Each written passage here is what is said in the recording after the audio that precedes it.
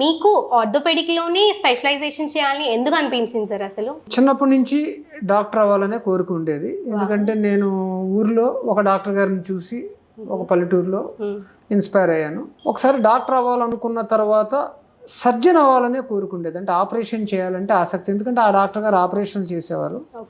So MBBS అయిపోయిన తర్వాత house surgeoncy చేసిన తర్వాత రకరకాల బ్రాంచుల్లో మనం పనిచేస్తాం. అప్పటి మా ఆర్థిక పరిస్థితి ఇంకా ఫర్దర్గా చదవడానికి కూడా పెద్దగా కష్టం అవుతుందనే ఉద్దేశంతో ఆర్థోపెడిక్స్ సెలెక్ట్ చేసుకోవడం జరిగింది.